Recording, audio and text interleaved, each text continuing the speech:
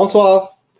Merci de se joindre à nous ce soir pour un webinaire éducatif sur les essais cliniques comme option de traitement pour le myélome. Notre présentatrice ce soir sera Nathalie Lachapelle, infirmière clinicienne. Elle est aussi coordonnatrice de recherche clinique en hématologie oncologie pour le myélome multiple à Hôpital Maisonneuve-Rosemont à Montréal.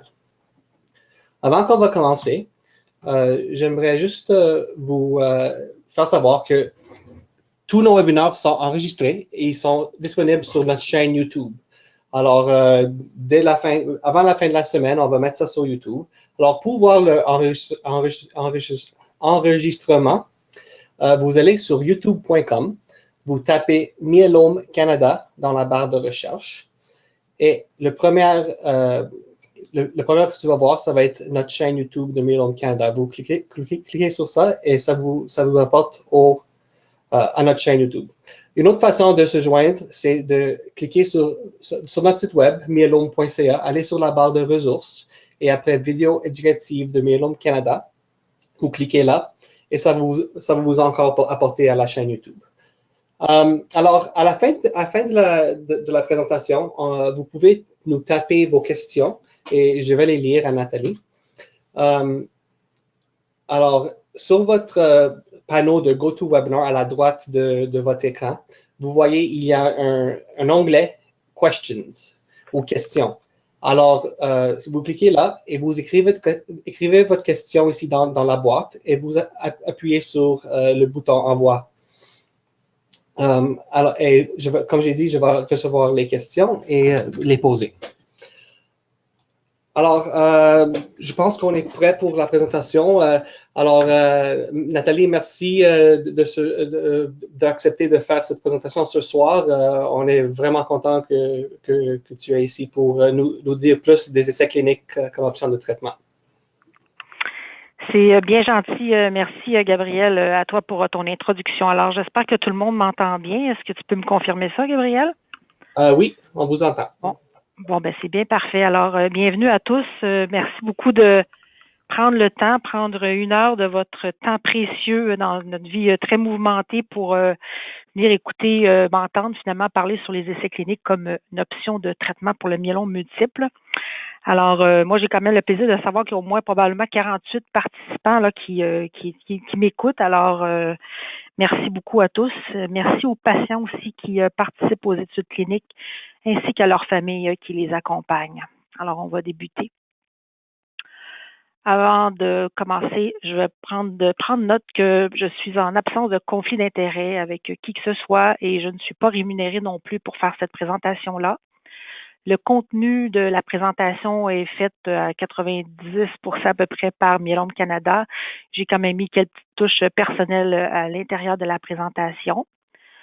Et en complémentaire de cette présentation-là, j'ai su trouver sur le site de Myélome Canada une vidéo du docteur Julie Côté qui est fort intéressant. Alors, je vous invite aussi à le consulter. Je vous ai mis l'adresse dans le bas de l'écran pour vous y référer. Alors là, vous aurez la chance de la voir et de l'entendre parler sur les essais cliniques, ce qui est fort intéressant.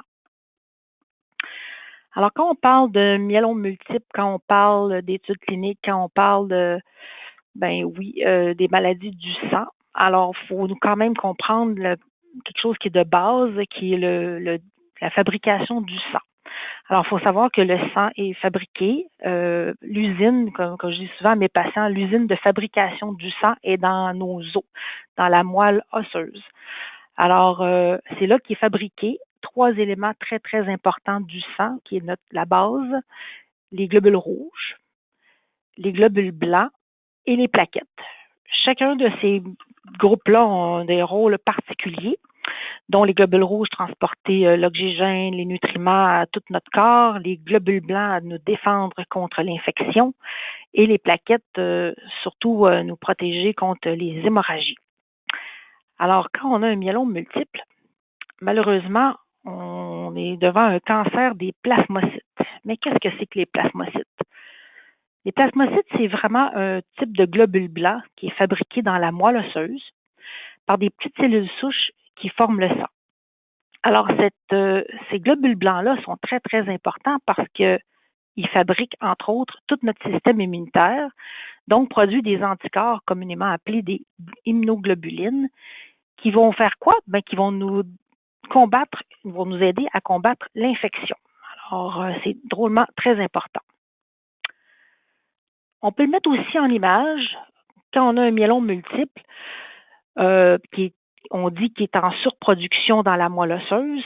On va avoir apparaître quand on va regarder notre prise de sang, une baisse de globules rouges parce que nos globules blancs, qui vont devenir des plasmocytes, vont tellement prendre de la place dans la moelle que nécessairement les autres éléments du sang vont être à la baisse. Alors, c'est pour ça qu'on va parler de myélome quand les patients qui sont un myélome actif, qui vont faire de l'anémie, donc une baisse des globules rouges. On va avoir une augmentation des plasmocytes, donc les cellules myélomateuses, et bien souvent aussi une baisse de plaquettes. Donc, tout ça pour vous dire que quand on a un myélome, on a un dérèglement, dans le fond, de notre propre mécanisme ou notre propre système qui fabrique le sang. On a un déséquilibre, un désordre. En mots, les cellules du myélome, ben, ce qu'ils font, c'est qu'ils encombrent la moelle. La moelle devient, c'est un terme anglais, là, mais il devient pacté de cellules de myélome, ce qui fait que quand on va prélever des cellules souches, on va prélever dans la moelle, on est capable de mesurer la quantité de plasmocytes dans la moelle. Ce que ça fait aussi, les cellules myélomateuses, ça donne une surproduction d'un anticorps qu'on appelle la M-protéine. Vous avez probablement tous entendu parler de ça, le pic monoclonal, la paraprotéine, le M-spike, le pic-M. Tous ces petits mots-là veulent dire la même chose. C'est vraiment l'anticorps qui est vraiment produit par les cellules du myélome qu'on est capable de mesurer, puis que ça fait vraiment un genre de pic, puis on l'appelle comme ça, on est capable de le mesurer. Quand on a des cellules myélomateuses dans notre système, bien, ça nous donne des problèmes de santé, surtout si on ne fait rien. Bien souvent, c'est ce qui nous amène à consulter pour voir qu'est-ce qui se passe avec les patients.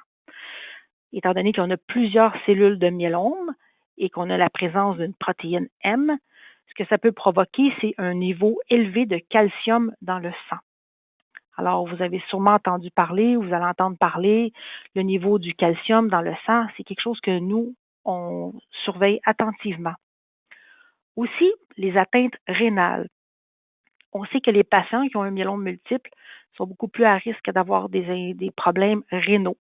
Alors, c'est quelque chose qu'on mesure, qu'on évalue, qu'on conseille les patients aussi. On suit ça attentivement, la fonction rénale. Pas la fonction, mais plutôt le taux d'hémoglobine, dans le fond, tout ce qui est formule sanguine complète, donc nos globules rouges, nos globules blancs et nos plaquettes, on va surveiller ça et quand on voit souvent chez les patients qui ont myélome, ben, le taux d'hémoglobine diminue. On va aussi retrouver des douleurs osseuses ou des fractures, des lésions lithiques. Ça, c'est tout du petit vocabulaire qu'on entend régulièrement chez un patient qui a un myélome multiple. Alors, les cellules du myélome, ce qu'ils font, c'est justement, en étant toutes accumulées dans l'os, amènent une fragilité de l'os au point tel, des fois, de faire des fractures, de faire des affaissements. Alors, pour nous, c'est très important de surveiller ça et d'y apporter les mesures correctives, là, évidemment. Les infections fréquentes ou persistantes, on remarque que chez les patients qui ont un myélome multiple actif, surtout, sont beaucoup plus à risque d'infection. Et des pneumonies, bien souvent à répétition, ça, c'est quand même pas rare.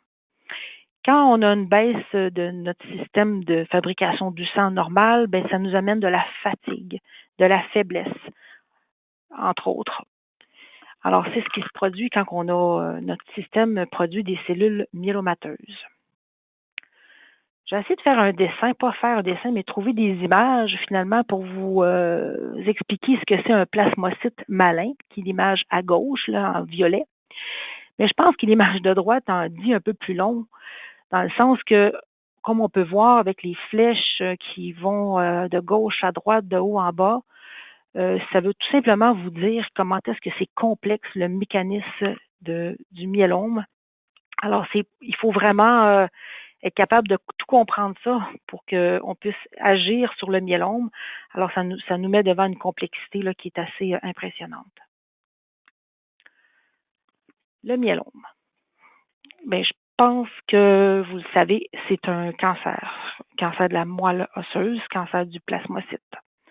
Alors, devant ce diagnostic qui terrasse famille et patients, on a quand même beaucoup d'options thérapeutiques. On a beaucoup de traitements pour le myélome multiple à plusieurs niveaux, en première ligne, en deuxième ligne, en troisième ligne, etc. Là, il y a beaucoup, beaucoup de traitements possibles. Mais il y a aussi beaucoup de recherche clinique qui se fait. Et c'est avec les années de recherche clinique qu'on a pu justement offrir tous les traitements possibles aux patients. Alors, la recherche clinique est omniprésente et par chance, et on a fait de très grandes avancées. Alors, parlons d'essai clinique. Qu'est-ce que c'est? Un essai clinique ou un protocole de recherche ou une étude clinique, là, c'est pas mal tout le même vocabulaire. Alors, on parle de protocole de recherche qui inclut des personnes. Alors, il faut faire attention, on ne parle pas ici de recherche chez les animaux ou en laboratoire. La recherche clinique est vraiment centrée sur le patient. Quand on va faire un essai clinique, on va faire l'évaluation de nouveaux traitements ou de nouvelles façons d'associer et d'administrer des traitements qui sont existants. On veut trouver aussi de meilleures façons de traiter la maladie, d'améliorer la qualité de vie et de répondre à des questions scientifiques et cliniques. Dans le fond, notre objectif premier est certainement d'améliorer les soins offerts aux patients. Parmi les essais cliniques aussi, on veut, et c'est ce que ça nous a apporté, de développer et de faire approuver des nouveaux traitements à partir d'agents de pointe tels que la thalidomide, le bortezomib, le lénalédomide, la pomalidomide, le carfilzomib, le daratumumab, le yazomib, et j'en passe. Alors, tous ces médicaments-là ne sont pas le fruit du hasard, mais bien le fait que ces médicaments-là ont été essayés, étudiés chez des patients et ont apporté de bons résultats au point où est-ce que ces médicaments-là, on peut les utiliser dans notre vie de tous les jours, ou presque. Alors, c'est grâce à tous les patients qui ont participé aux études cliniques qui ont fait en sorte que ces produits-là sont maintenant accessibles. Ces nouveaux médicaments nous ont permis de prolonger et d'améliorer la vie de nombreux patients atteints du myélome. Ça, j'ai la preuve depuis plusieurs années, étant dans ce domaine, de voir ça de mes yeux et de vraiment vous confirmer que c'est le cas. Ceux-ci ne seraient certainement pas disponibles si les patients n'auraient pas participé aux essais cliniques. Les essais cliniques. Attendez, oups, désolé, j'ai pas pesé sur le bon bouton. Alors aussi, en termes d'essais cliniques, on peut aussi avoir un autre genre de visée finalement. Là, ça peut nous permettre aussi aux chercheurs de recueillir des informations sur la dose d'un médicament, à savoir est-ce qu'un médicament, on pourrait le donner moins fort ou plus fort. Des fois, on a des études cliniques où est-ce qu'on compare une dose moindre à une dose supérieure ou une fréquence, genre un médicament qu'on pourrait donner, au lieu de le donner 2 fois par semaine, on pourrait le donner juste 1 fois par semaine. Ce genre d'études cliniques-là est certainement possible et même on les utilise en ce moment. Alors, c'est un moyen pour les patients de participer aussi à des études cliniques. L'innocuité, la sécurité d'un médicament. Alors, quand on fait des études cliniques, c'est certainement ce qui nous préoccupe le plus. Est-ce que les médicaments sont sécuritaires et efficaces? On veut aussi répondre aux principales questions concernant les résultats des différents groupes. On a des fois des médicaments expérimentaux. On a les normes de soins, ça veut dire que des médicaments où est-ce qu'on a l'habitude d'utiliser. Des fois, on pourrait utiliser aussi des normes de soins, ça veut dire un traitement qui est très bien connu en plus d'un placebo. On va y revenir sur l'effet du placebo tantôt. Puis, on peut aussi faire des différentes combinaisons. Un médicament seul en combinaison avec une autre. Vous avez sûrement, si vous êtes moindrement patient ou famille, entendu parler qu'on donne des combinaisons de 1 à 2, 3 médicaments ensemble pour assurer une meilleure efficacité. Aussi, c'est important de savoir qu'un chercheur il y a un chercheur dans un hôpital qui fait une recherche clinique, mais par contre, la même étude clinique, c'est aussi, je vais vous en reparler un petit peu plus tard, une même étude clinique, elle peut être faite dans plus d'un centre en même temps, mais tout le monde suit le même protocole. Et c'est ça. Les chercheurs sont de niveau, ça prend quand même un chercheur qui est très qualifié pour faire une étude clinique. Les essais cliniques de phase 1, 2 et 3, alors peut-être que quelqu'un pourrait me dire, mais pourquoi il y en a juste 3? Mais il y en a quand même 4, mais on les classifie par 1, 2 et 3. On va y revenir aussi pour vous les expliquer plus en détail, mais juste pour vous dire que ces études cliniques-là ne sont pas faites comme ça, là, les deux yeux fermés, loin de là. Il faut qu'ils soient examinés et contrôlés par Santé Canada, différents comités ou conseils de déontologie de chaque hôpital ou clinique qui participe à un essai clinique, parfois par un comité de surveillance des données de la sécurité d'un groupe d'experts indépendants. Alors, c'est quand même à prendre en note qu'un essai clinique ne se déroule pas comme ça, sans surveillance, loin de là. Et on est constamment en suivi, en évaluation, tout au long d'une étude clinique, là, autant au niveau éthique et attendez un petit peu. Oups, OK. Sécurité des patients, la qualité des données. Bon, c'est surtout sur le plan éthique. Les essais cliniques, c'est conçu pour chacune des phases du myélome. Ce point-là est assez important puisque des fois, les patients peuvent penser, puis on va y revenir tantôt aussi, qu'une étude clinique, c'est fait juste pour des patients où est-ce qu'on n'a plus d'option de traitement, ce qui est complètement faux. On a des études cliniques pour des patients qui sont asymptomatiques, qui ont un myélome indolent. C'est tout à fait possible. Bien souvent, ce qu'on peut faire, c'est de offrir un patient un traitement et de l'observer. Ça veut dire que l'observation est toujours une possibilité versus un traitement. Alors, même pour les myélomes asymptomatiques ou des myélomes indolents, il y a pas encore, mais il y a présentement, je pense, des études d'ouvertes d'ailleurs. Je ne sais pas s'il y en a au Québec, là, mais pour des myélomes asymptomatiques ou indolents. Pour des nouveaux diagnostics de myélome, on en a beaucoup. Je veux dire, ça, c'est quelque chose, on essaie toujours d'avoir une ou deux études en première ligne qu'on appelle, c'est-à-dire pour des patients qui viennent de se faire annoncer qu'ils ont un myélome multiple. On a différentes catégories pour des patients qui sont éligibles à la greffe, non éligibles à la greffe, avec ou sans changement de cytogénétique. Bon, tout ça, c'est complexe, mais tout ça pour vous dire que finalement, peu importe le stade du myélome, c'est très, très important d'avoir en tête qu'il y a peut-être une étude clinique pour vous.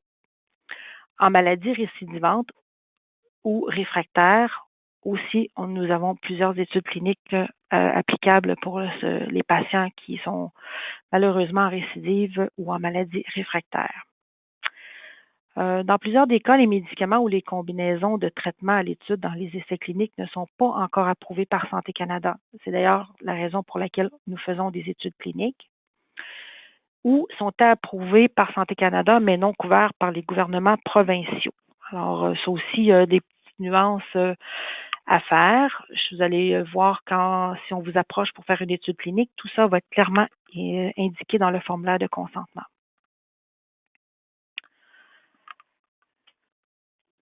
La terminologie. Il faut savoir que pour l'avoir vécu quand je suis arrivée en recherche clinique, le vocabulaire est très spécifique à la recherche clinique. Alors, c'est tous des mots, des fois qu'on pourrait dire, sont un petit peu compliqués, là, mais je vais essayer de faire ça simple, là, même si c'est compliqué.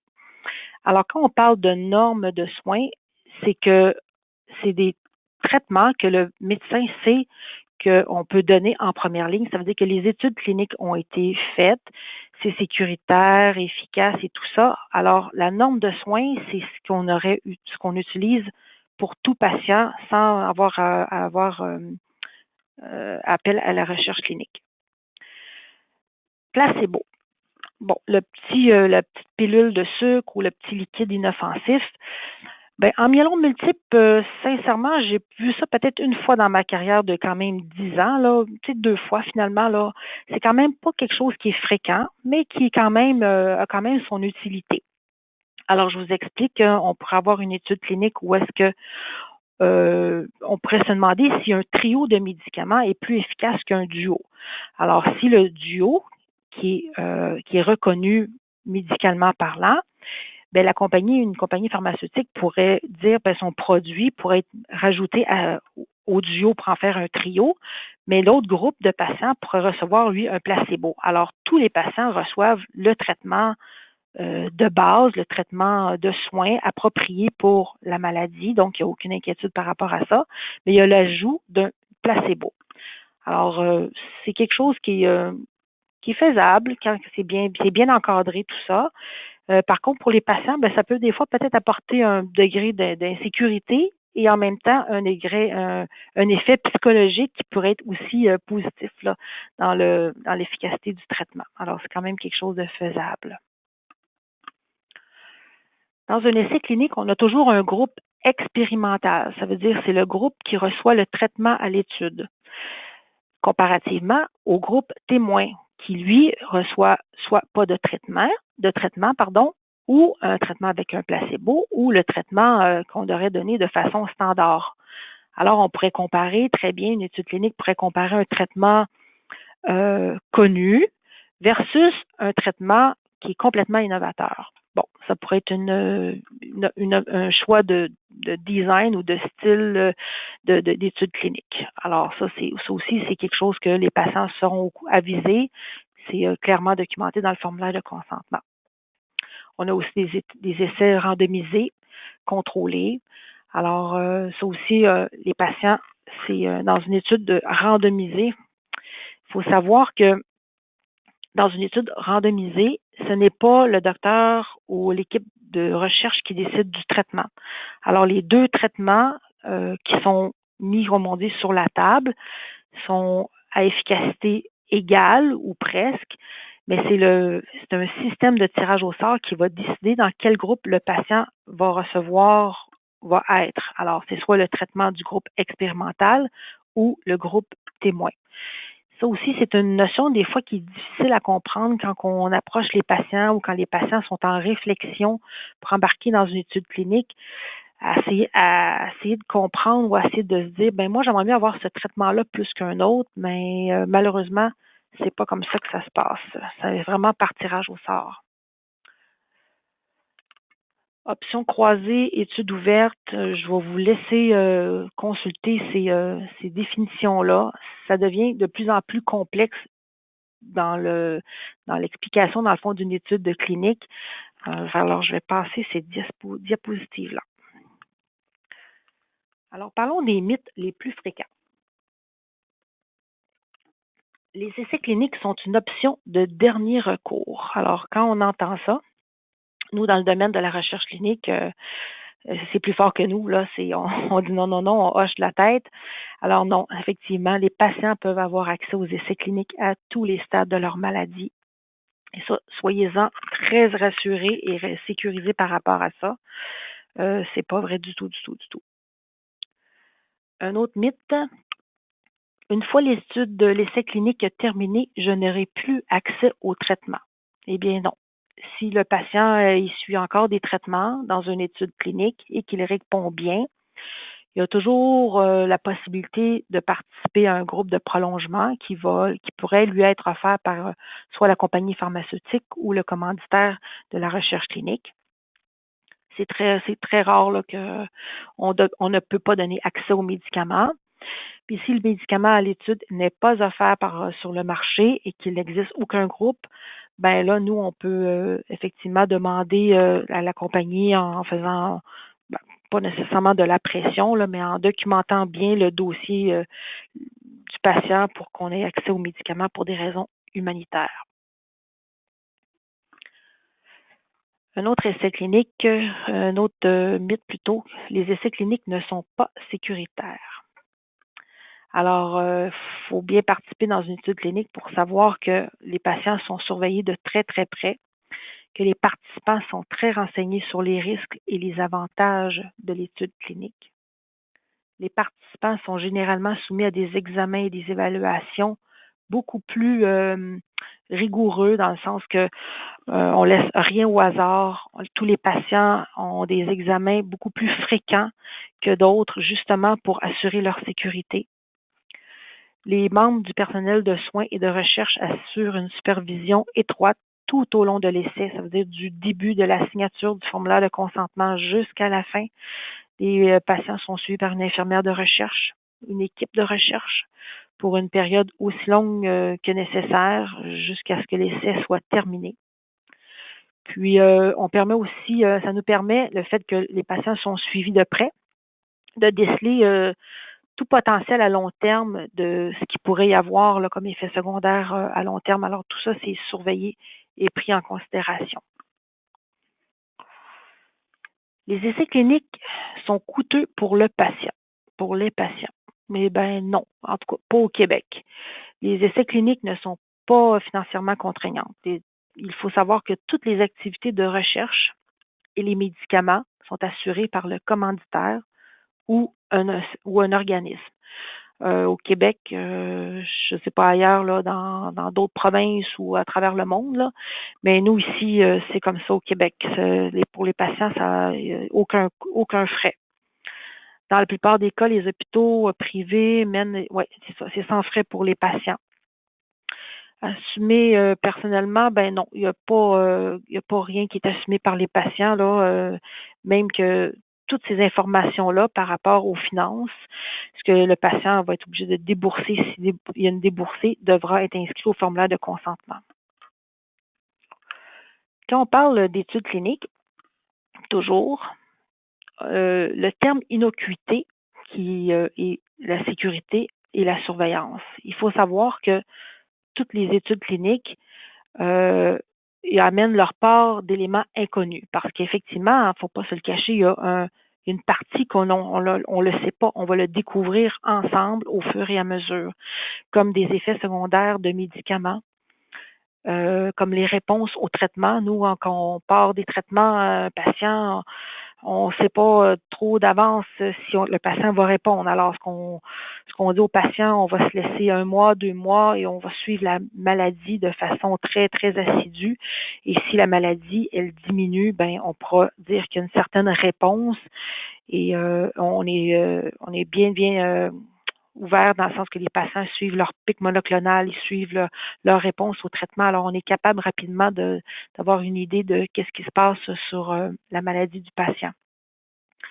On a aussi dans des études cliniques, on met plusieurs mesures de protection afin de minimiser les risques potentiels. On a vraiment des règlements qui sont stricts quand on suit un protocole. Il faut vraiment s'assurer toujours de la sécurité du patient. Là, c'est notre priorité première. Puis l'équipe de recherche, ben là, pour vraiment s'assurer de la réponse au traitement. Donc, pour les participants, ce que ça engendre, c'est plus d'examens en cours d'essai. Et ça se traduit nécessairement par plus de visites à l'hôpital pour des visites médicales. Quand on fait des études cliniques, on est obligé de suivre des bonnes pratiques cliniques. C'est-à-dire que l'étude qui se déroule ici à Montréal, elle devrait se dérouler de la même façon à travers le monde. Alors, on a des règles qui sont très, très, très sévères, imposées par autant les compagnies pharmaceutiques que par la réglementation comme telle. Alors, il faut vraiment suivre ça à la lettre. Il faut aussi que les sociétés pharmaceutiques ou commanditaires de l'étude démontrent le bien fondé de l'étude aux experts indépendants qui vont évaluer le concept proposé et le but de l'étude.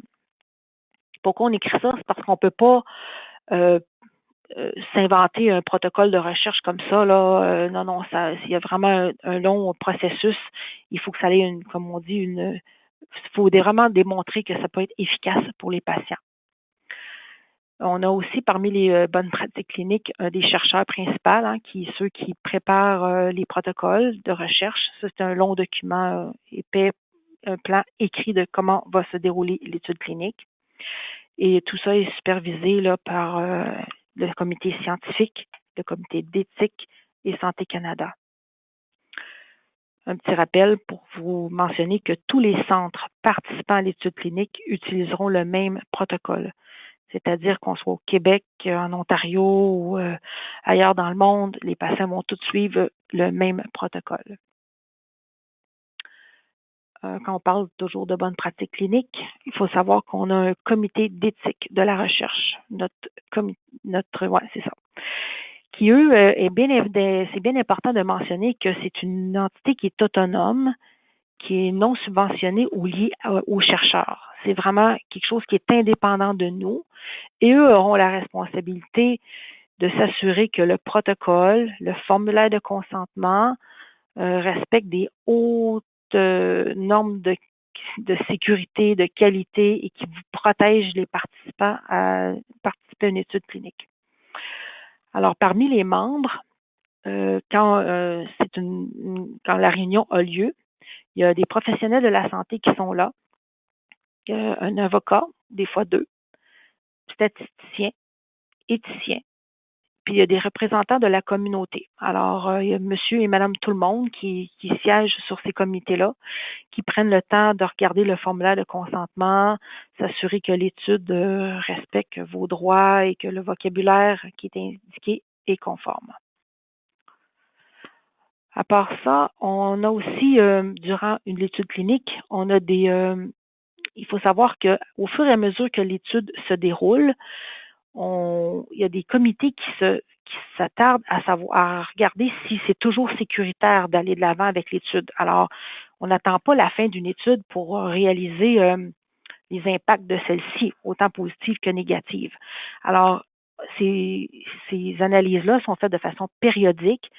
Alors, on reçoit des fois à l'occasion une lettre comme de quoi que l'étude qui est en cours, elle est toujours sécuritaire, qu'on peut la continuer. Alors ça fait partie d'un mode de surveillance des données et de la sécurité tout au long de l'étude. Et ça se pourrait que si l'étude est en cours et qu'on démontre rapidement qu'il y a un avantage clair à ce que le médicament, parce qu'on s'aperçoit que le médicament est tellement efficace qu'il faudrait vraiment accélérer le processus.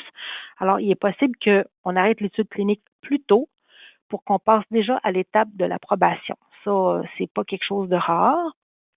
Tout comme si on part une étude clinique et la recommandation après quelques mois ou des fois semaines, peut-être pas des semaines, mais plus quelques mois, recommande de mettre un terme parce que ça ne fonctionne pas, il y a trop d'effets secondaires graves ou il y a des morts potentielles, ben c'est certain que l'étude clinique va arrêter très, très rapidement.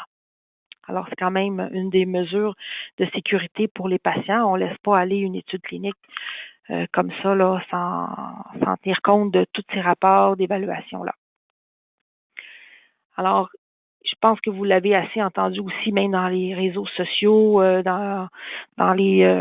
entend souvent ça aux nouvelles aussi, comment est-ce que ça prend du temps avant qu'un médicament soit approuvé et combien ça peut coûter le développement des médicaments quand ça va aller jusqu'à des centaines de millions de dollars. C'est très, très, très dispendieux.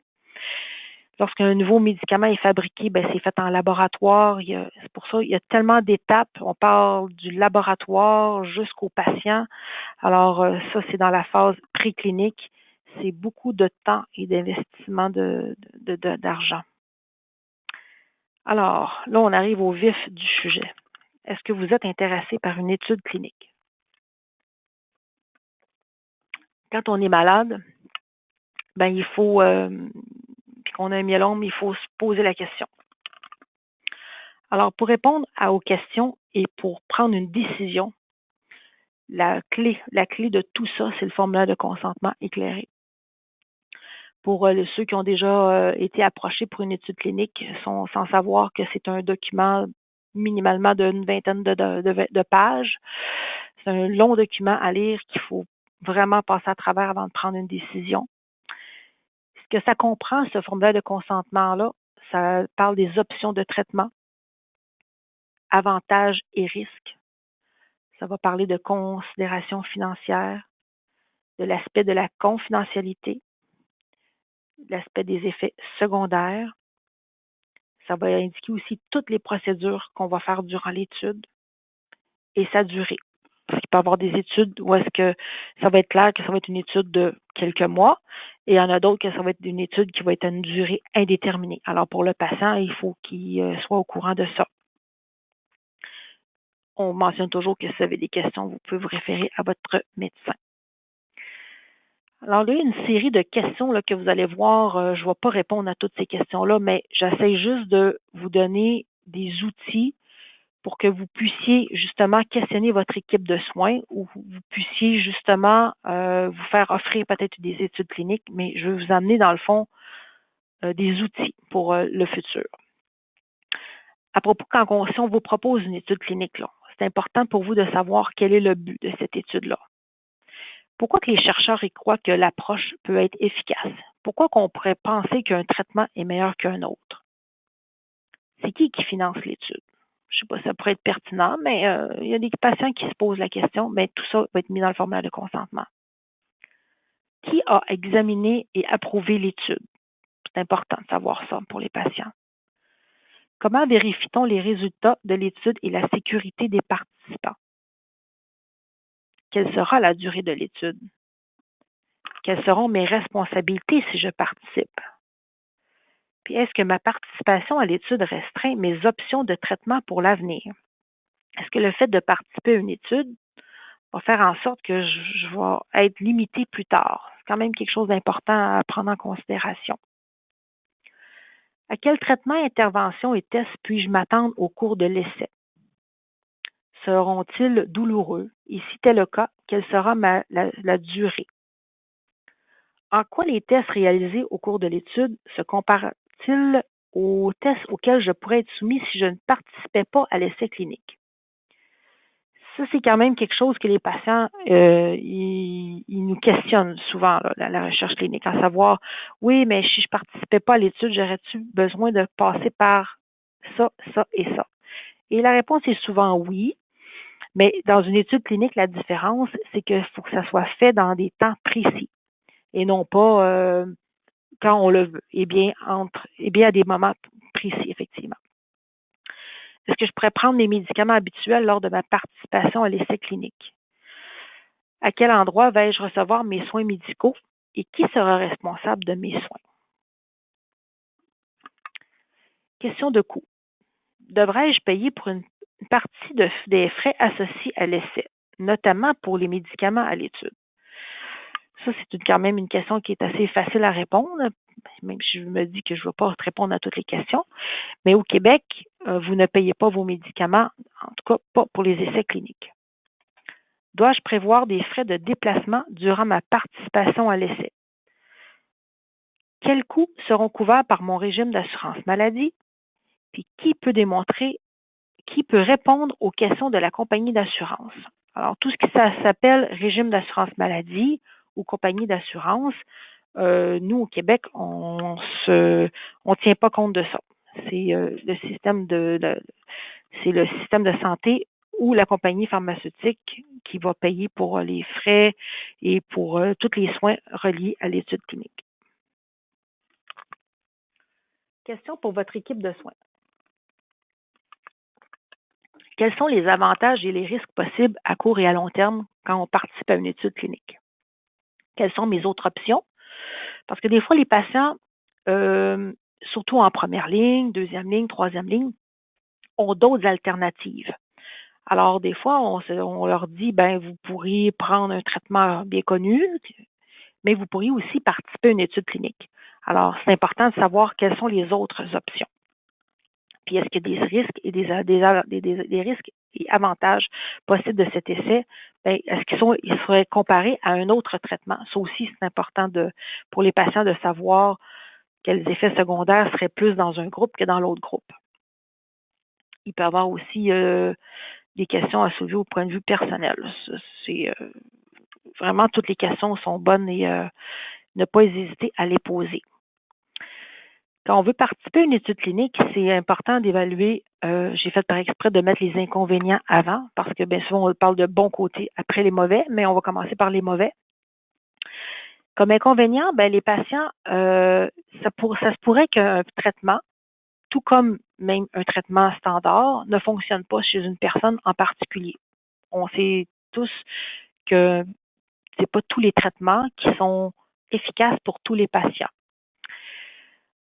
Donc, on pourrait, ça peut être un des inconvénients, même souvent le plus désagréable pour les patients, parce que quand on commence un traitement, on s'attend à ce que ça fonctionne. Ça peut provoquer aussi des effets secondaires qui sont désagréables, graves ou inconnus. Ça peut demander aussi de longues périodes passées à l'hôpital ou à la clinique. Ça, vraiment, c'est des inconvénients que les patients, faut qu'ils prennent en considération.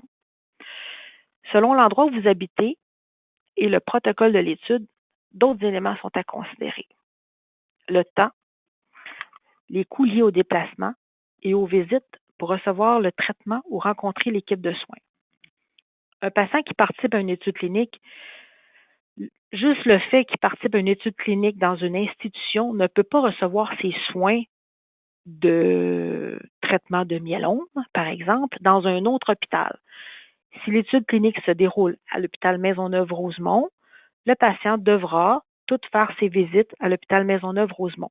Ça, c'est quelque chose qui, des fois, les patients nous disent, oui, mais je pourrais peut-être avoir mon traitement à la maison, après, j'ai un hôpital pas loin. La réponse est non. Tout le déroulement d'une étude clinique doit se dérouler là où est l'essai clinique.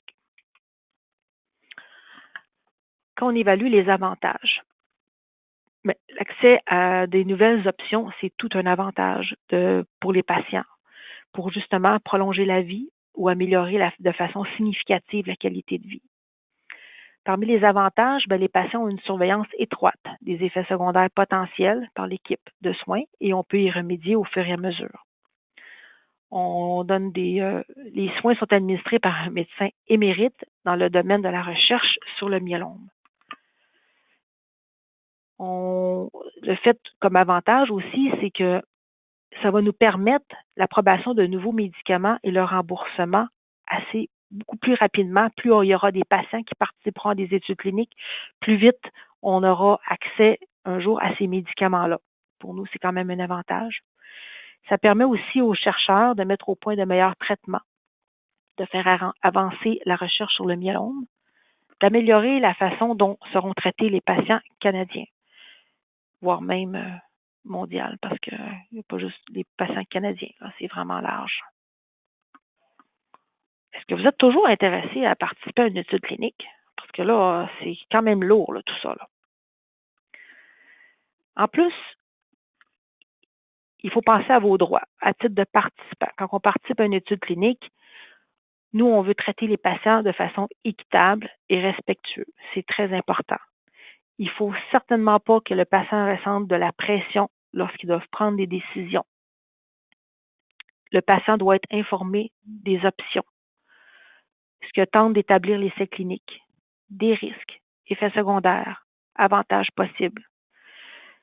Ça peut aussi, on doit les informer des médicaments, des interventions ou tout ce qui va différer. Genre, on va faire une moelle de plus, un examen radiologique de plus, ce qu'on ne ferait pas dans le standard. Tous ces éléments-là sont bien importants d'être documentés dans le formulaire de consentement et dit aux patients, ça fait partie de vos droits.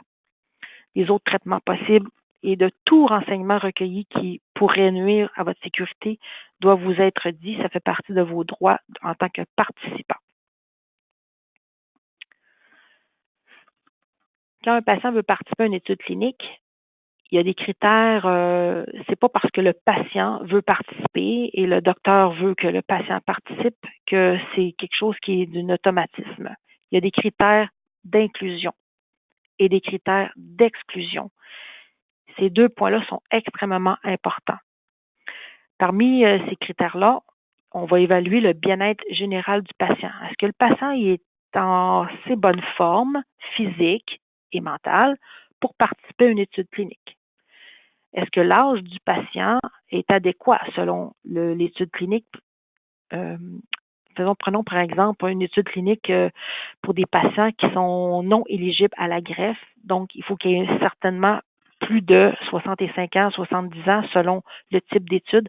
Alors, des fois, l'âge pourrait limiter l'accès d'un patient à participer à une étude clinique. Le type et le stade du myélome aussi. Certains résultats de laboratoire Il y a des patients qui, exemple, ont une insuffisance rénale assez importante, pourraient ne pas être inclus dans une étude clinique pour ces raisons. D'autres maladies ou conditions présentées par le patient, un patient qui serait diabétique non contrôlé, par exemple, pourrait être une condition pour empêcher un patient de participer à l'étude clinique. Ça pourrait être une condition. Le nombre de lignes ou le type de traitement antérieur pourrait être aussi une limite à participer à une étude clinique. Tous ces points-là doivent être pris en considération. Alors, une fois qu'on a passé cette étape-là, où est-ce que le patient peut participer à l'étude clinique, alors là, on dit au patient, là, c'est une étape qui est officielle, puis il va falloir qu'elle soit bien, c'est une visite qui est vraiment, que je pense, la plus importante dans une étude clinique pour déterminer l'éligibilité à l'essai clinique.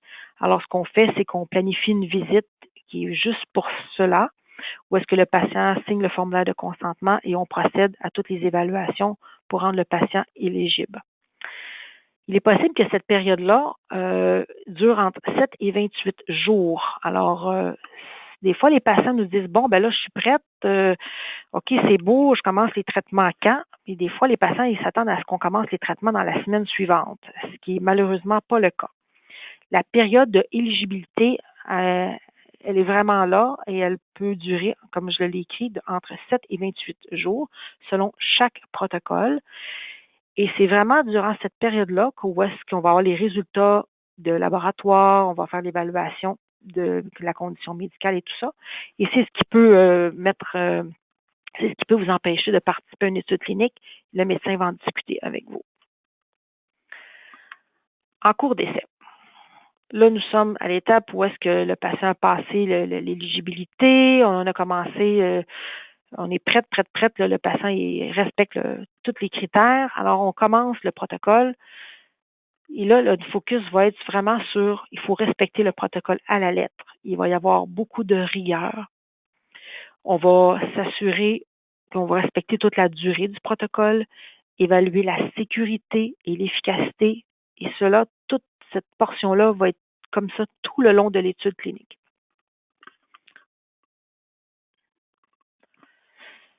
Je vous ai mis quelques petites images pour vous faire prendre conscience, mais en même temps, je pense que vous le savez, quand on a un myélome multiple, ces paramètres-là vont souvent revenir. On va toujours regarder la maladie en faisant une aspiration de moelle osseuse. On va faire souvent des prises de sang pour mesurer les pics monoclonales, le taux de calcium, protéines, formule sanguine. La collection des urines de 24 heures va être un élément important pour un patient qui a un myélome multiple, ainsi que les séries osseuses et scans pour être à l'affût de toute lésion lytique ou plasmocytome. Alors, une étude clinique, elle peut être abandonnée par le patient ou on peut y mettre fin. Alors, je vous explique. Parce que souvent, les patients vont me dire, oui, mais là, moi, j'embarque là-dedans, là, je vais pouvoir arrêter ça quand je veux. Mais la réponse est oui. Vous êtes entièrement libre de vous retirer de l'étude sans avoir à vous justifier. Ça, c'est un principe là, qui va de soi. Vous pouvez aussi refuser des traitements ou des tests précis. Des fois, il est prévu au protocole une aspiration de moelle à un temps précis et le patient, quand on arrive à cette journée-là, le patient refuse pour différentes raisons. C'est sûr qu'on essaie de comprendre qu'est-ce qui se passe, mais si le patient ne veut pas, on ne fait pas l'analyse. Ça va en faire une déviation au protocole. Alors, il va falloir qu'on en discute avec le principal investigateur, avec l'équipe pour essayer d'éviter tout ça. Et c'est important aussi de savoir que le médecin ou même le commanditaire pourrait mettre fin à l'étude. Ça, des fois, les patients sont un petit peu surpris de ça. Alors, si jamais on débute le protocole de recherche et que votre maladie ne répond pas ou elle progresse, s'il n'y a pas d'avantage pour le patient à demeurer sous l'étude clinique, on va obligatoirement devoir y mettre fin. Alors, on ne va pas laisser un patient dans une étude clinique chez qui il n'y a pas de bienfait pour lui. Ou si le patient a des effets secondaires qui sont intolérables, même malgré les ajustements de dose, bien, on va devoir mettre une fin à l'étude clinique. Ça aussi, c'est des choses qui sont possibles. Là, je vois l'heure avancer, 19h49. Et là, on arrive dans les phases de traitement, la phase 1, 2, 3, 4, et on vous explique tout ça. Je trouve que c'est quand même assez lourd là, comme définition, tout ça. Je vais vous laisser lire les phases de l'essai clinique. J'aimerais ça plutôt vous parler phase 1, phase 2, phase 3, phase 4, résumé des essais cliniques, le nombre de patients. Alors, dans le fond, plus le chiffre est petit, moins il y a de patients qui participent aux essais cliniques. C'est un peu ça le résumé à retenir un peu de la phase 1. Ben, c'est comme si on prendrait 1 ou 10 patients pour faire une étude clinique. Alors, ça, c'est petit. Phase 2, on en prend un peu plus et on va évaluer un peu plus large. Phase 3, comme vous le voyez, c'est entre 100 et 1000 personnes qui participent dans des études de phase 3. Alors, c'est beaucoup plus large. Phase 4, c'est vraiment des centaines de milliers de personnes. Rendu à ce niveau-là, ben, ça se passe pas vraiment dans un hôpital, ça se passe à l'extérieur. Alors, vous voulez trouver des essais cliniques au Canada, vous avez plusieurs sites pour vous y référer, mais je pense que votre première ressource devrait être quand même votre médecin qui vous suit, de vous informer s'il n'y a pas une étude clinique disponible pour vous. Et ça, faut pas le demander juste une fois. C'est pas parce qu'un médecin vous dirait, ben là, non, il n'y en a pas. Ça ne veut pas dire que l'année prochaine ou dans un autre moment dans votre parcours qu'il n'y aura pas une étude clinique qui pourrait répondre à votre besoin. Alors, c'est quelque chose à prendre en considération. Ça, les essais cliniques, ouais. Il y a différentes études qui sont initiées, ça veut dire qu'ils sont faits par l'industrie pharmaceutique ou par un chercheur. Tout ça, pour vous, les patients, ça va être tout écrit dans un formulaire de consentement et vous allez pouvoir vraiment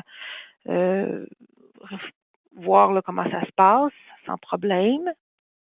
On a des études cliniques aussi qui évaluent la qualité de vie.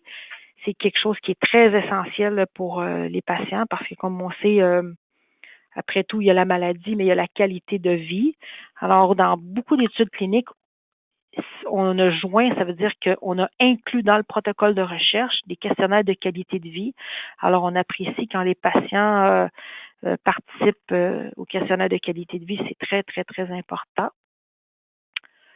Que se passe-t-il lorsque l'essai clinique est terminé? Ben, j'en ai un petit peu parlé tantôt, mais c'est quand même complexe. Là, le rendu là, l'étude clinique dans l'hôpital, elle est comme presque terminée. Alors, ça va dans un domaine là, où est-ce que je suis un petit peu moins pas à l'aise, là, mais c'est après l'étape de l'hôpital. Alors, vous pourrez lire sur le sujet. De l'approbation au financement aussi, ça aussi, c'est large, mais je voulais le laisser écrit là pour que vous puissiez réaliser comment est-ce que c'est long, puis il y a des étapes, il y a des gens, il y a des organismes, il y a des programmes. C'est large là, avant qu'un médicament soit approuvé là, au point de vue financier, tout ça. Accès aux nouvelles options thérapeutiques. Ben, une fois que c'est approuvé, là, il y a encore du temps. Des fois, les patients vont nous dire oui, mais là, on peut mettre la main dessus un produit parce que l'étude est terminée et que c'est positif. Ben, la réponse est non. Il faut encore attendre. Ça peut prendre beaucoup de temps et Myélome Canada sont vraiment d'excellentes références pour vous aider à répondre à toutes ces questions-là. Alors d'ailleurs, c'est pour ça que j'ai marqué pour tout ce qu'il faut par rapport à votre couverture d'assurance, ben, n'hésitez pas à consulter Myélome Canada pour de plus amples informations. Alors, j'espère que ça vous a plu, renseigné. C'est très, comme je disais d'entrée de jeu à M. Gabriel Colassurdo, c'est très, cette présentation-là, elle contient énormément d'informations, là, vraiment, là, je trouve ça pour l'auditoire. Alors, j'espère que, en tout cas, vous allez pouvoir vous y référer. Chose certaine à retenir, c'est que les études cliniques, c'est effectivement une option thérapeutique pour vous. Alors, merci beaucoup. Bonne soirée. Merci beaucoup, Nathalie. C'était excellent, je pense. Je pense qu'on a appris beaucoup ce soir. J'espère. C'était lourd quand même. Alors oui, alors comme on a dit, c'est enregistré, c'est sur notre site YouTube. Alors vous pouvez poser les diapositives, mettre pause, puis lire les diapositives qu'on n'a pas vues ce soir. Une autre chose, sur notre site web, on a notre infoguide qui est intitulé Essai clinique comme option de traitement. Alors, c'est vraiment le contenu que vous avez vu ici. Vous trouverez beaucoup de ça dans l'infoguide et même plus. Alors, vous pouvez référer toujours à ça pour les informations.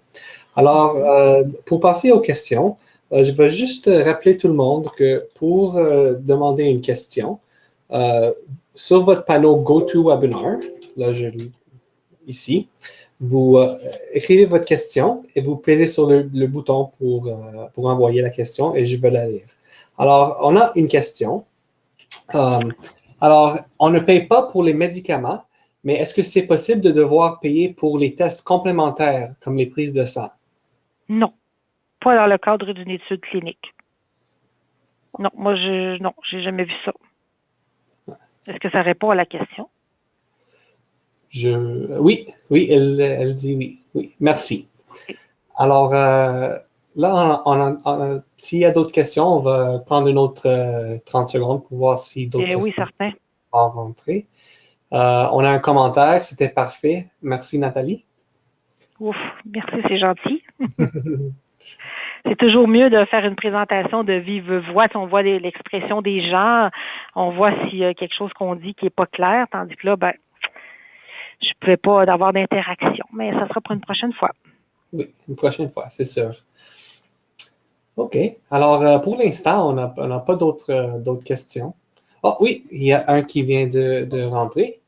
Est-ce que le refus de se faire un test précis peut nous disqualifier pour une suite de l'étude? Pour la suite de l'étude. Attendez, il faudrait me répéter la question. Alors, si le patient refuse de se faire un test précis, est-ce que ça peut leur disqualifier de l'étude?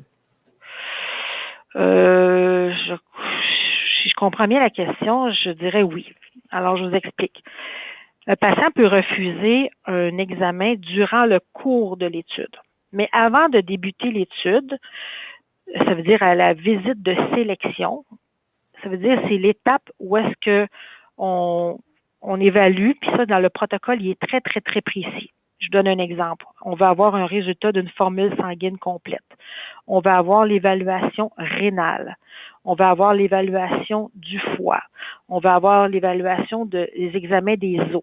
Bon, il y a une série, là, puis ça, c'est tous les patients qui veulent participer à travers le monde sont obligés de subir ces tests-là, dont aussi une aspiration de moelle osseuse. Ben, un patient pourrait pas me dire, ben, Nathalie, je refuse qu'on regarde l'évaluation de mes reins. Ben non, ça marche, ça pourrait pas. C'est obligatoire. Dans le fond, ces examens-là sont là aussi pour la sécurité du patient. Après, nous, on va se référer à ça tout le temps parce que ça va être nos valeurs de départ. Si le patient, au départ, il a une fonction rénale normale, parce qu'on lui a fait avant de commencer l'étude clinique, et en cours de route, on a une détérioration, on va être capable de se référer à notre départ. Tandis que si le patient ne voudrait pas qu'on ferait cette analyse-là, ben ça serait même dangereux pour sa propre sécurité. Alors, non, on ne peut pas refuser les tests au départ. En cours de route, oui, mais encore là, c'est toujours pour la sécurité des patients. Alors, est-ce que je réponds à la question du participant? Oui, je pense que vous l'avez répondu bien. Oui, OK. Alors, il y a une autre question qui vient. Ça dit, merci beaucoup, Madame Lachapelle, très intéressant. Quand on parle des chaînes légères, quelle est la différence avec les protéines M? Ah, bonne question. Ça doit être un patient qui a un myélome à chaîne légère. Bon, je vais essayer de vous expliquer ça dans des mots simples. Nos plasmocytes fabriquent des immunoglobulines. Alors là, les immunoglobulines, ça a une forme comme un Y, là, mais je pense qu'on fait cette image-là juste pour essayer d'expliquer aux patients, là. Mais ça fait une chaîne lourde et une chaîne légère. Notre propre corps fabrique des petits bâtonnets de chaîne lourde et de chaîne légère. Dans le cas d'un myélome à chaîne légère, c'est comme si la cellule fabriquait que de petits bâtonnets, juste des chaînes légères. Alors, si on regarde le pic monoclonal, ben les grosses molécules, on les verra pas parce que le système du patient fabrique juste des chaînes légères, des petits bâtonnets. Alors, ces petits bâtonnets-là, on est juste capable de les mesurer à travers une collection des urines des 24 heures et ou avec une prise de sang pour mesurer les chaînes légères. Est-ce que je réponds à la question? Je pense que oui. Je vais attendre pour voir s'il y a un commentaire. Pendant que j'attends, on a reçu une autre question. Ah bon, c'est bien. Oui, ça rentre. Lorsque l'essai procure un avantage réel très bon et met fin à l'étude, le patient doit-il retourner à un ancien traitement et ne pas bénéficier de ce nouveau traitement? Bon, on va répéter la question parce qu'il me semble qu'il y a deux éléments là-dedans. Là. Allez-y doucement. OK. Là. Alors, lorsque l'essai procure un avantage réel très bon, Ouais. la fin est mise à l'étude. Mais pourquoi il y aurait une fin à l'étude s'il y a un avantage très bon? C'est ça la question que je comprends pas, là. Ouais. Ouais. Puis après Alors, ça... le restant de la question se dit, le patient doit-il retourner à un ancien traitement et ne pas bénéficier du nouveau traitement? OK. Bon, il y a comme deux volets là-dedans, là, mais je vois quand même, c'est quand même des questions qui sont qui nous reviennent assez souvent. En oncologie, c'est-à-dire en cancer, en myélome, entre autres, quand on donne un traitement pour un patient, on va le donner tant et aussi longtemps que ça va être efficace.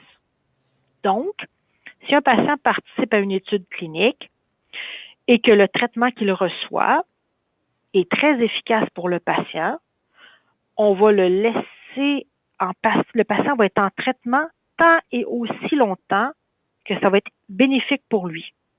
Alors, il n'y a pas de raison de l'arrêter, à moins que le patient veuille arrêter lui-même les traitements. Ça, c'est pour répondre à une partie de la question, là. Alors, si un patient participe à une étude et qu'il décide de l'arrêter, pour raison X, Y, Z, qui n'a pas rapport, parce qu'en principe, nous, on va traiter jusqu'à la progression de la maladie. Et si la maladie revient, bien, le patient ne pourra pas revenir sur le traitement à l'étude pour comment je pourrais bien dire, pour rebénéficier de la belle réponse qu'il aurait eue. Est-ce que ça répond à la question? Oui, je pense que oui. Oui. On va attendre pour un commentaire. Oui, oui. Ouais. C'est oui. Okay. Et même la question avant, c'est oui aussi. Oui, bon, tant mieux. OK. Ouais. On vous demande de répéter la fin de la fin, OK. Ensuite, OK. En oncologie, en recherche clinique, mais pas qu'en recherche clinique, en oncologie, là, tous les patients qui sont traités pour un myélome ont un traitement constant. Ça veut dire qu'on n'arrête pas un traitement qui fonctionne. Si, par exemple, je n'ose pas donner de nom de médicament, là, je ne veux pas me mettre dans l'embarras, là, mais on prend une pilule qui s'appelle A, là, puis elle est bien efficace pour le myélome, sous étude clinique. Alors, on prend cette pilule-là, puis elle est très, très efficace. Le patient est en rémission complète, il prend toujours sa pilule, tout va bien, tout va bien, tout va bien. Le patient décide d'arrêter parce qu'il dit que ça fait 3 ans qu'il prend la pilule, puis il dit, moi, je suis tanné, je ne veux plus en prendre. Bon, parfait, il arrête son traitement. La pilule A qu'on donnait sous protocole de recherche, lorsque le patient va rechuter, s'il rechute pas, ben c'est bien correct, là, on est bien content, mais si la maladie revient, le patient ne pourra pas reprendre le même médicament, la même pilule A qui a fonctionné dans le cadre de l'étude. Par contre, si la pilule A qu'on avait sous protocole de recherche devient approuvée médicalement, là, on a accès tout d'un coup à la pilule A qu'on peut donner à monsieur et madame tout le monde là, pour le myélome multiple, là, on pourrait en redonner aux patients, mais en dehors d'une étude clinique. Alors là, il y a peut-être cette nuance-là tantôt là, qui manquait. Là. Est-ce que ça répond à la question? J'attends pour la réponse. Oui, je comprends, merci. Alors, ça Parfait. va? Alors, je pense qu'on a juste une autre petite question et je pense pas qu'on va en recevoir d'autres. C'est déjà 8h05, on va voir. Alors, les frais de déplacement de séjour dans une autre ville sont-ils payés? Pour avoir des patients qui viennent de l'extérieur, je sais qu'il y a des patients que leur institution rembourse de frais de stationnement dans le principe où est-ce que le patient, étant donné qu'il ne peut pas recevoir son traitement dans l'institution où est-ce qu'il habite, qui est obligé de se déplacer, exemple, à Montréal, il y a une compensation qui est faite. Là, moi, je n'ai pas vu les chiffres de ça, là, mais je sais qu'il y a des compensations qui peuvent se faire dans le cadre d'une étude clinique. Tout déplacement qui est relié spécifiquement à l'étude clinique, il est convenu que les patients n'ont pas à débourser. Alors, chaque institution a sa propre mode de rémunération. Nous, ici à l'hôpital Maisonneuve-Rosemont, quand les patients viennent en visite, on leur donne un billet de stationnement gratuit, dans le fond, étant donné ils viennent pour une visite directement reliée au protocole, ben, les patients ne payent pas leur stationnement. Est-ce que ça répond à la question? Oui, je pense que vous l'avez répondu vraiment bien. OK. Moi, j'ai compris. J'ajouterais aussi là-dessus que dans les études de phase 1, ça veut dire où est-ce qu'il n'y a pas beaucoup de patients et que c'est des études où est-ce que les patients sont demandés à ce qu'ils passent plusieurs heures à l'hôpital. Genre, ils arrivent le matin à 8 heures parce qu'ils ont une prise de sang, ils ont des médicaments, ils ont une prise de sang à faire 4 heures après ou 6 heures après, 8 heures après. Le patient peut être remboursé pour ses frais de dîner, de souper. Les compagnies pharmaceutiques nous mettent, on a du budget pour ça là quand c'est prévu là au protocole de recherche. Fait qu'on peut dédommager les patients. Dans le fond, on n'a pas le droit de les payer, mais on peut dédommager pour des frais là qui sont dans le fond des temps qui est demandé par le protocole. OK. Ouais, c'est intéressant à savoir. OK. Tout ça, c'est écrit dans le formulaire de consentement. Là. Chaque patient qui est approché, le volet finance, confidentialité est clairement indiqué dans le formulaire de consentement. C'est un document qui est très précieux. Alors, on a d'autres questions qui rentrent. Euh, je vais juste voir si c'est une question ou un commentaire.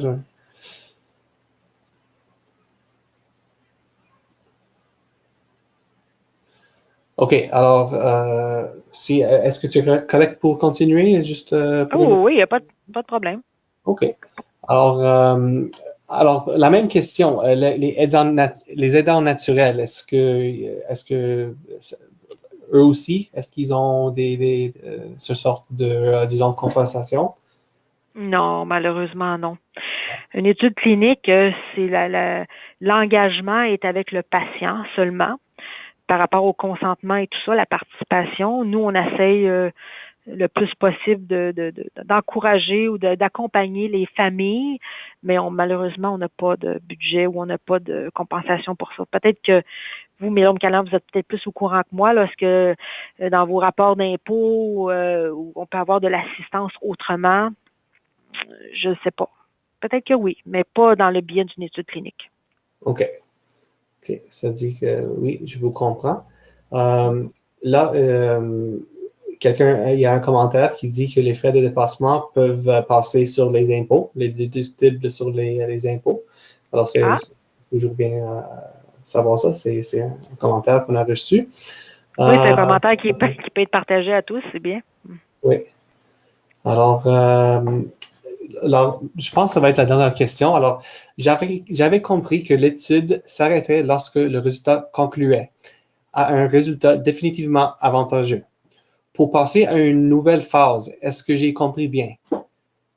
Alors, Ben, ça dépend dans quelle phase on est.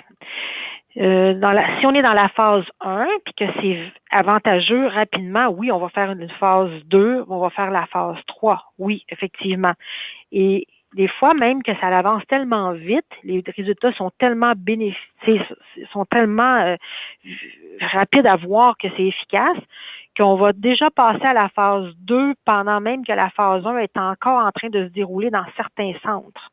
Tellement que ça peut aller rapidement là, comme effet, oui. Oui, est-ce que ça répond à la question?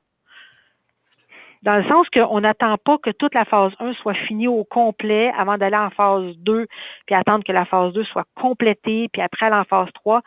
Il y a comme des fois, il y a des chevauchements qui se font tellement que les résultats sont très, très intéressants et c'est sécuritaire aussi. Tout ça, là, on peut des fois accélérer les étapes. OK. Ça dit que oui, c'était très clair. Alors, Bon, c'était parfait. Plus on a de Alors, patients qui participent, mieux, plus vite qu'on va faire approuver des médicaments. ouais, c'est ça. Mm. Alors, je pense que on va terminer là. Alors, merci une autre fois, Nathalie, pour prendre ce temps de présenter ce soir. C'était excellent. La Ça me période fait bien plaisir. Puis merci à vos participants, merci aux patients, merci aux familles, merci à Myelome Canada. Merci beaucoup et bonne soirée. Merci à tous. Au revoir.